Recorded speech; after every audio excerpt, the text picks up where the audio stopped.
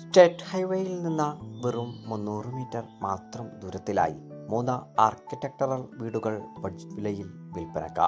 എറണാകുളം ജില്ലയിൽ ആലുവ പെരുമ്പാവൂർ ബസ് റൂട്ടിൽ നിന്ന് വെറും 300 മീറ്റർ മാത്രം ദൂരത്തായി കുട്ടമശ്ശേരിയിലാണ് ഈ 3 വീടുകളും വിൽപ്പനക്കായിട്ടുള്ളത്.